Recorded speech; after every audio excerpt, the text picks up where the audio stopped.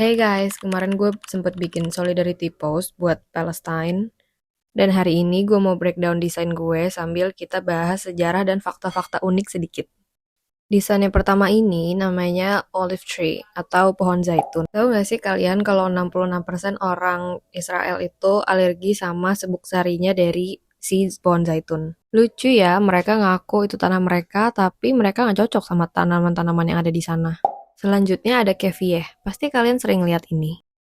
Jadi penggunaan kefir ini mulai banyak dipakai pada tahun 1930-an sebagai bentuk dari perlawanan orang-orang Arab terhadap penjajahan Inggris.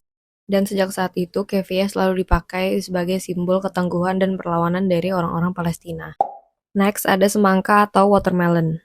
Jadi, karena semangka itu warnanya sama dengan warna bendera Palestina, jadi dipakailah semangka ini sebagai alternatif simbol karena saat itu pemerintah Israel itu tidak memperbolehkan untuk adanya bendera Palestina yang berkibar.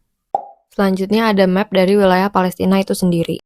Jadi pada 1947 PBB mengeluarkan resolusi 181 yang membagi Palestina menjadi dua negara. Dan komunitas Arab menolak karena solusi itu tidak adil.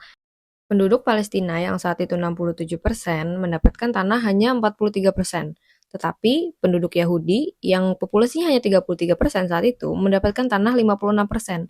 Dan sekarang hanya tersisa Gaza dan West Bank yang tetap dikontrol oleh Israel. Next ada kunci. Jadi di tahun 1948 setelah PBB ngeluarin resolusi 181, 750.000 orang Palestina itu mengungsi pergi dari Palestina.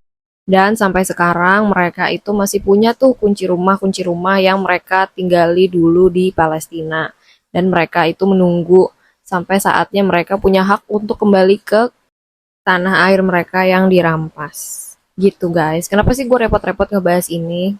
Karena gue jarang banget ngeliat orang-orang di beauty industry itu ngebahas tentang politik seperti ini. Padahal semua yang kita pakai itu tentang politik.